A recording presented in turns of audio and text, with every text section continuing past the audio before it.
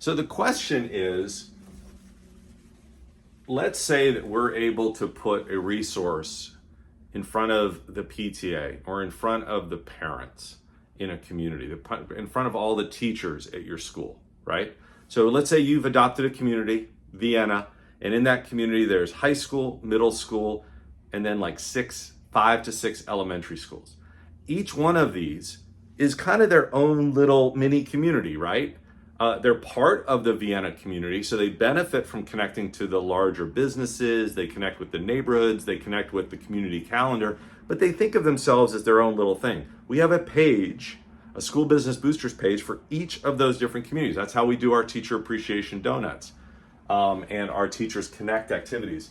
But we're gonna create on that page kind of a version of the Parent Resources Guide and allow a variety of different things on it. Interview with the principal, interview with the PTA, delineation of what are some of the priorities of the PTA, local businesses, all that stuff. And the question is, whether it's online or in person, online or in a downloadable PDF, would you rather have an ad or an article?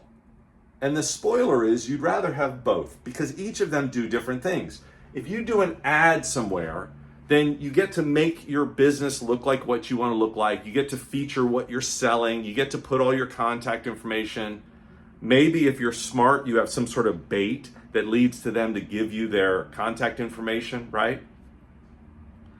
But with an article, you get to show up in a different way and build a different relationship, right? If you are let's say you're a martial arts studio and you say, come sign up for a free class for Taekwondo. That is selling your product and your service. Whereas if you say how to grow confident kids, how to make sure that your kids don't get bullied, how to give your kids a better understanding of physical fitness, and you then connect that promise, that headline, to what you do, then it's a 1-2 punch, right? 1-2 punch. A little karate for you. So what I would say is that you want to be thinking about both because we can share content with parents, with PTA, with teachers. They're not going to share ads. I mean, we can, right? I mean, they're going to share the resource guide. But my point is that if you go and you do a video or an article about how to raise resilient kids or how to get into elite schools or how to deal with anxiety, it's branding you, it's building a relationship, a credibility, trust relationship, and it can have a call to action, right? You can say, I talked about 3 of the 10 ways that you can build confident kids here. Visit my website to download blank. Email me to this. Text me to get this. Do this QR code to get this, right? You can always have a call to action and a lead magnet, some bait in there. But you're starting from the place of teaching, giving, sharing.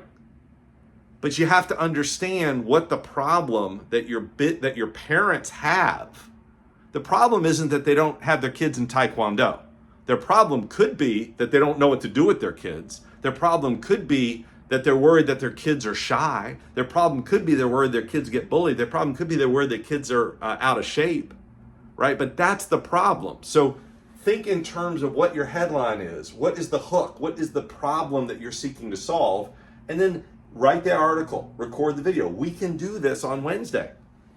I can ask you the question. You can say, how do you help kids grow confident or parents grow confident kids? And we can transcribe that and turn that into both an article and an ad. But that's what the resource guide is. That's sharing resources. What's great about that is that your parents, your clients can also share that kind of content, right? We can send out a link to your parents saying, what advice would you give other parents about growing confident kids or about how to get the most out of this or whatever? So these are things that you can do when you think in terms of content and sharing, but it's not either or, it's both and. You putting up a logo on the sign at the stadium or on the back of a t-shirt is good. It's branding. It demonstrates that you care about the school and that you're committed to the school. And it is relationship building, but it's very visual. It doesn't trigger, it doesn't solve a problem for them. It's good for the people who are thinking, where do I want to go to get my teeth straightened? Where do I want to go for piano lessons? Where do I want to go for martial arts? What about the people who haven't decided that they want to go for that yet, right? You want to do a both and experience. All right, so that's what we're talking about. That was one of our little mastermind lessons today.